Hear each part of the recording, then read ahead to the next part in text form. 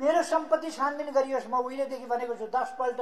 यहाँ मात्रै होइन, यदि चित्रगुप्त छ भने, चित्रगुप्तको खातामा हिसाब छ भने धरतीमा मात्रै होइन, मरेपछि पनि स्वर्ग कहाँ पुगेर जवाब दिनुपर्छ।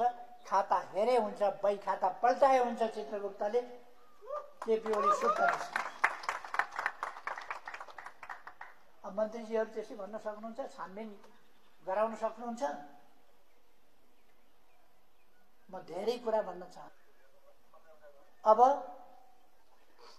हामी कसैलाई भ्रम पर्नु हुँदैन। अहिलेको सरकार यो संविधान सम्मतै छैन। यो सरकार पहिलो कुरो। दोस्रो कुरो, यसको क्रियाकलाप लोकतान्त्रिक छैन, संविधान सम्मत छैन, कानुनी राजतर्फ छैन।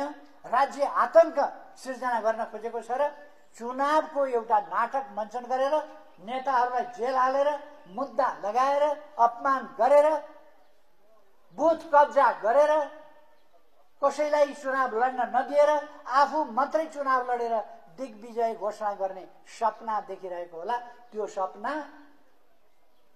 त्यो सपनाका टाउकामा नेकपा एमाले, लोकतान्त्रिक अरू पार्टीहरूले समेत मिलेर, लोकतान्त्रिक शक्तिहरूले, नेपाली जनताले, नेपालका जेन्जी लगायतका युथहरूले त्यस्ता खालका सपनाहरू दिवा सपना हुन्, जसको टाउकोमा चिसो पानी खन्याउनेछ।